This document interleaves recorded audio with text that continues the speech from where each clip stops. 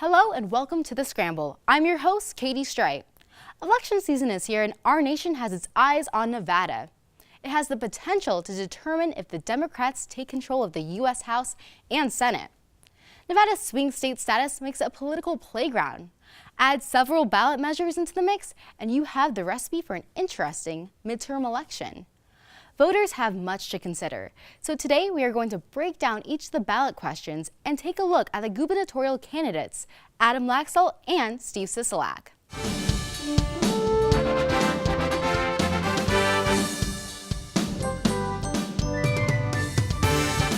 Nevada's midterm election is rapidly approaching. You've probably seen commercials for and against the different ballot questions. First things first, on November 6th, voters will be voting on 6 ballot questions. Question 1 asks voters whether or not to pass Marsy's Law. Here to tell us more on what Marsy's Law is about is Arlette Youssef. Thanks for joining us today. Thank you for having me. So what is Question 1 asking Nevada voters?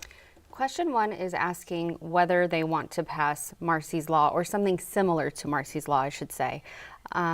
Marsy's Law is basically a law that started in California, and it was based on Marcy Nicholas, who unfortunately was stalked and killed by her ex-boyfriend.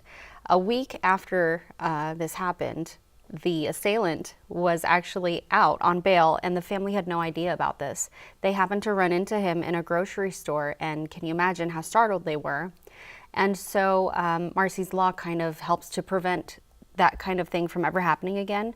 It gives the victims more of a voice, and it allows them to be more involved, and it is going to be absolutely required that they are notified of everything.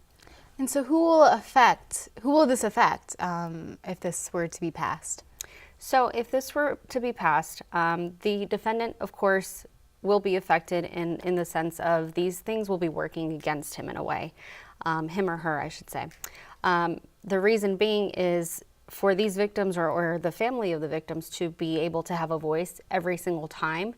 That means that's always going to be there during, any consideration for bail, parole hearings, sentencing, everything, the whole process. And so for the defendant, it's not the most ideal situation. However, for the victims, they do get an opportunity to know where they should and should not go. For example, if an assailant is released on bail and they do happen to live a few blocks away, they'll know to not go to the local grocery store or to avoid certain possible encounters. Another great thing is victims will not have to disclose certain information anymore. And this will prevent the assailant from knowing their whereabouts, any kind of retaliation or further harm, it could help prevent that. It also makes sure that they're fully aware of everything going on from top to bottom. And so with that being said, they'll know how to proceed. I mean, they're grieving, they're going through their healing process, they're probably still scared, and so this helps them along the way. So what will this replace? What's currently in our Nevada Constitution? So currently it's Section 8.2 of Article 1. Now you will find some of the similar ideas in this section. So for example, they're allowed to be present at all hearings, the victims are. They also have a right to be heard, but it's not fully considered. Their rights are not fully respected and taken seriously.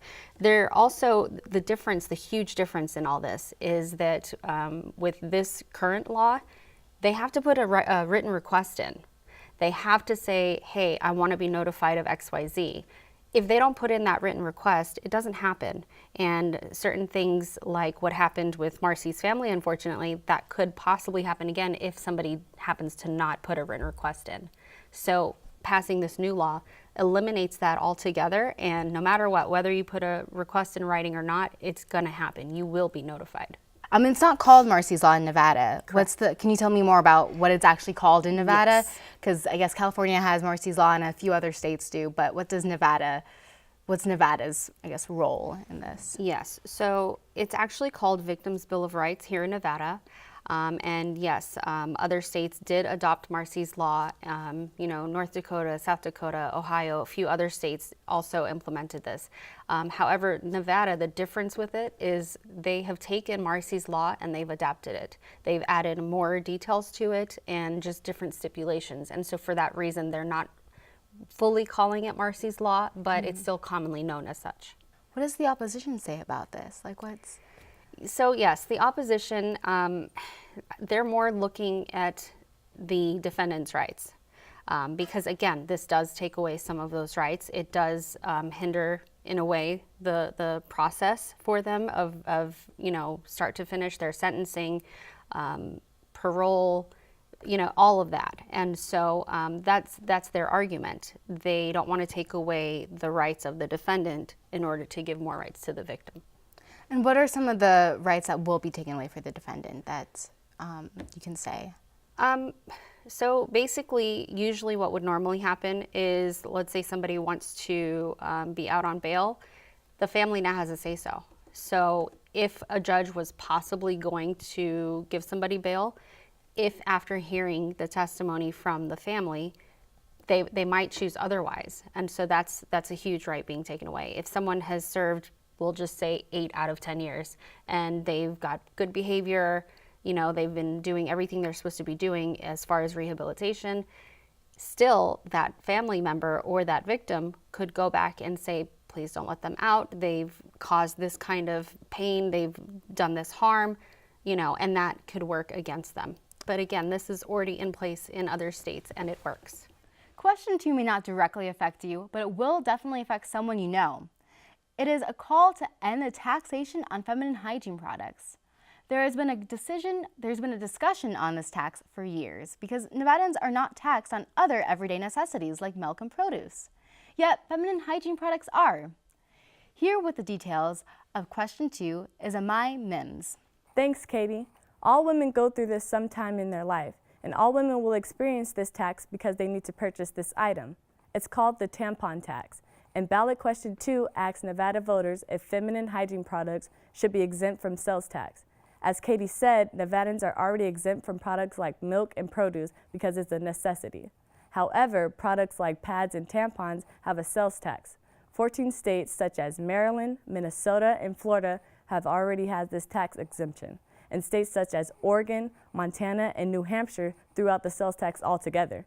These states have started a domino effect throughout the country, but they are also following the lead in exempting feminine hygiene products from taxation. Proponents said that by allowing the exemption, it would make the products more affordable for homeless or at-risk women. However, the opposition says exempting feminine hygiene products comes with a price. According to taxfoundation.org, exempting feminine hygiene products can reduce productivity of sales tax, which means the taxes will be forced onto other goods or services. In November, it will be up to the voters to decide if it is time for the tampon tax to go. You may have already decided on how you'll be voting on question 2, but question 3 has many voters scratching their heads. Question 3 is asking voters to decide on energy independence. Both sides have flooded the airwaves with political ads, but many of those ads seem to raise more questions than they do answers. I talked to both campaigns on why voters should vote for their side. First, I spoke with Tracy Scannandor with the Coalition to Defeat Question 3. Question 3 is a constitutional amendment that would dismantle and deregulate our current electricity system across the state of Nevada and replace it with a new unknown system that would be established by our state legislature and the courts. So the reality is, if question 3 were to pass, unfortunately, our rates would go up, we would see higher rates, and we would also be at risk of having rolling blackouts like other states have, like our neighboring state in California. So a lot of groups from all kinds of different sectors across the state have come together to join the coalition and oppose question 3 because they recognize it would be risky and costly for Nevadans, for state, for taxpayers, and for ratepayers in this state. The proponents on the yes side are really 2 large corporations, Las Vegas Sands Corporation and Switch, and they both have business interests on why they're supporting question 3. And the reality is question 3 truly only benefits large corporations on the backs of us residential ratepayers and the small businesses across the state. One of the important things that voters need to realize with question 3 is this is not going through the regular legislative process. The proponents on the yes side are suggesting that we should change our state constitution to deregulate our electricity market. That's very risky, and there are a lot of uncertainties and concerns behind that. In fact, no state in the history of our country has ever attempted electricity deregulation through a constitutional amendment. Our electricity rates are 17% below the national average. So we have good rates. We have one of the country's most reliable electricity systems. Why would we disrupt that? Is that a lot of people don't realize that if question 3 passes, MV Energy would be forced to divest, and you cannot remain a customer. So that's like one myth out there is the yes side says, oh, you can still stay with MV Energy. You can't. I also talked to Bradley Mayer from Yes on 3 to ask him why people should vote yes and to respond to what the opponents have to say about the risk of deregulation. So the reasons to vote for energy choice, 1 are lower rates, 2 would be more renewable energy, and 3 would be jobs. It's not a secret that people are against question 3. Some say it is too risky, that it will lead to less renewable energy, and a rise in job loss.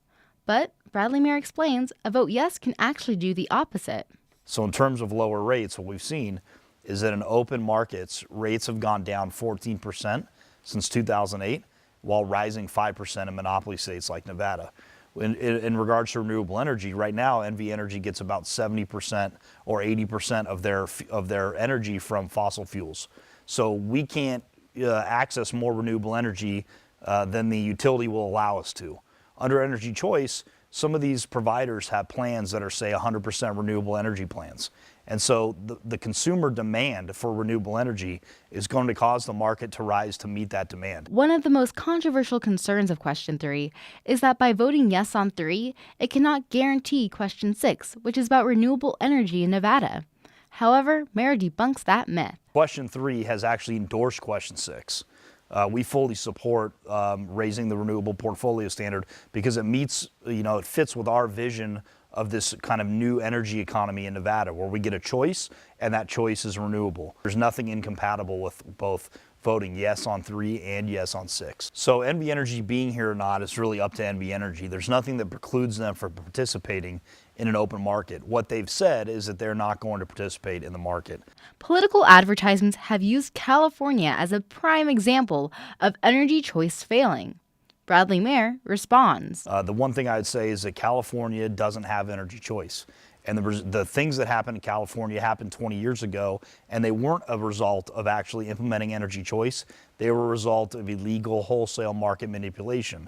California is a bad example to point to because they have regional monopolies there, just like we do in Nevada, and they're fighting for more choice in California today still. Question 4 may not be getting as much attention as other ballot measures. However, it is an important one because it will affect the current taxation on medical supplies for Nevadans. And Jared Justice has that story. Question 4 is asking Nevada voters whether or not to allow sales tax exemption for medical equipment. Sounds simple, right?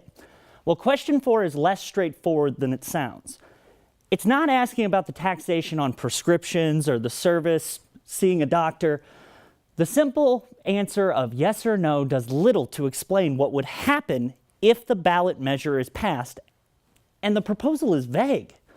Shall Article 10 of the Nevada Constitution be amended to require the legislation to provide by law for the exemption of durable medical equipment, oxygen delivery equipment, and mobile enhancing equipment prescribed for use by a licensed healthcare provider from any tax upon the sale, storage, use, or consumption of tangible personal property. The Alliance to Stop Taxes on the Sick and Dying Pact make their case clear by stating, a yes vote would relieve the sales tax burden on medical equipment used by patients who require oxygen devices to live, such as those with cancer, asthma, and cardiac disease, babies who need protection from sudden infant death syndrome, children with cystic fibrosis on home ventilators, and hospice patients in their last weeks of life. This is the same measure that was voted on in 2016. Over 71% of the voters approved it at that time. The ballot measure also had a positive response in 2015 at the Nevada Senate, with all 21 senators voting yay.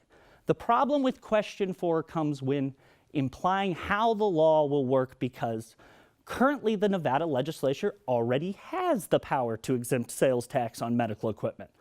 Due to the vague terms within this measure, it creates more gray areas than anything else. The Department of Taxation could not define how much revenue would be lost from the exemption.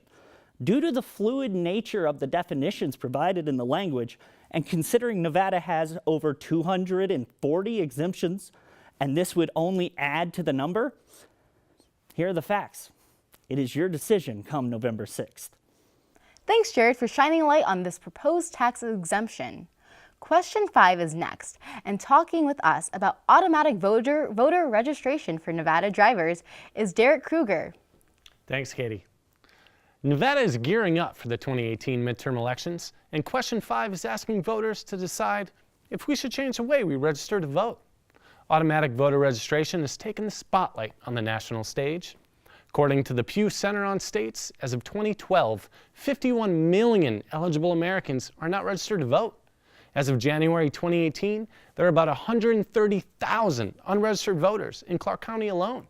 Supporters of question 5 are hoping to change that. Registering to vote in Nevada is something that eligible individuals choose to do. There are many ways to register, including at the DMV. Currently, when someone goes to the DMV, they will be asked if they want to register to vote. This is referred to as an opt-in system, meaning you need to opt in to the voter roll.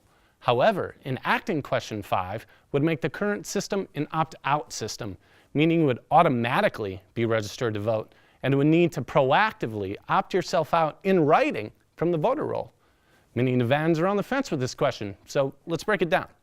Proponents of question 5 say it will make it easier for eligible voters to become registered voters. In addition, it will also cut back on registration errors. Opponents of question 5 say it is risky because people who are not qualified voters will automatically become registered voters, and it will add another step to opt out of the voting roll.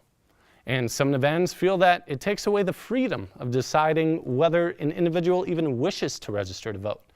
Whether you are for question 5 or not, it's going to be one for the books because of the potential impact to future elections. Nicely said, Derek. Question 5 will definitely be a question to look out for. Last but not least, Danielle McClin is in studio to talk about her research on question 6, which is the Renewable Energy Initiative. Thank you very much for joining me, Danielle. Thank you for having me. So what is question 6? So question 6 right now is it's going under a constitutional amendment. So right now, Nevada has certain mandates that they require certain electrical utilities to use, such as renewable resources.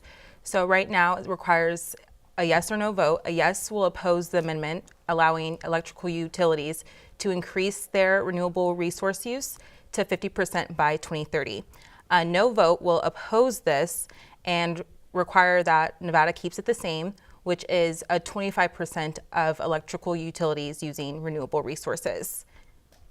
So, Nevada's been talking about this for a very long time. Why now? Well, Nevada is considered one of the best for solar energy, and we want to continue this success. So a lot of Nevadans feel that although we are making progress with using electrical utility companies, requiring them to increase their mandate, they feel that they need to continue this success. Will this affect question 3 in any way? I think that's a big question for both of them are energy questions. So will it be affected? Yes, a lot of people actually feel that they correlate, and in my opinion, I feel that it will actually affect question 3 greatly, because right now question 3 is saying we'll put a monopoly under all the electrical utility companies, which Nevada Energy right now is one of the leading retail markets for electrical utilities, and this may force them to increase their prices, which may feel that Nevada Energy may not be the leading market anymore. And so what does the opposition say about this? This sounds so good, renewable energy, but what does the opposition say? The opposition says that it's actually the coalition of energy users, and they feel that, well, Nevada's continuing success since 2007. They've greatly increased their renewable resource use. They feel that it should stay the same. We should continue to rely on the 25% of renewable resources because there's no need for it. It would actually allow a big budget deficit and require taxpayers to pay more. So you were talking more about like how it might increase taxpayers to pay more if this is passed. Yes. Can you talk further on where, so obviously the tax will be going to renewables, but can you kind of further on the increase in tax, how much increase it will actually be? Yeah, it's kind of up for debate right now. The reason why, it's because solar energy and geothermal energy will be the resources that will require electrical utilities to rely on, which is a substantial amount. And that's what some of opposing users feel that will result in. And what's the timeline for this? I know we're saying 2030, but that seems like so far away. What's Right. the timeline? I know that we're not just going to go 0 to 100 in the next 10 years. What's the timeline for question 6? Well, right now, they're expecting that each year they require that there is an increase. So each year up until 2030, then Nevada electrical utility companies must be at 50% by then. So it'll be a gradual increase between now and then. And is there anything else that I'm missing with question 6 and what voters should really know about renewable energy? Well, voters should know that it can affect them substantially because Nevada is one of the leading states in relying on renewable resources. So if they now once only had 90% of electrical uses come from Nevada energy, and that may now encourage customers to go elsewhere. And this may be because of the prices may change because of the expenses of geothermal and solar energies that are being required. Awesome. Well, thank you very much for joining us on the Scramble today. Thank you for having me. All right, so Nevada is also in the midst of a hotly contested gubernatorial race. I had the opportunity to speak with the Democratic nominee for the governor race, Steve Sisolak. I asked him about his approach to funding public and higher education. Teachers have been for far too long overworked and underpaid. They're underappreciated. I mean, the teachers coming into the profession oftentimes making $40,000 or less. According to the State of Nevada website, revenue from the 15% wholesale excise tax goes towards the public education fund, while revenue from the 10% retail excise tax goes towards the state's rainy day fund. We need to get more funding into the education system. I want to get the money that was directed from the sale of marijuana, both recreational and medical marijuana, was supposed to go to education. Why not have something that's going to benefit the community and benefit the leaders of tomorrow as well? One of the things we absolutely should be doing if we're legalizing recreational marijuana state by state is taking those funds and using them for things like education. I also reached out to Adam Laxalt's campaign, but they did not respond.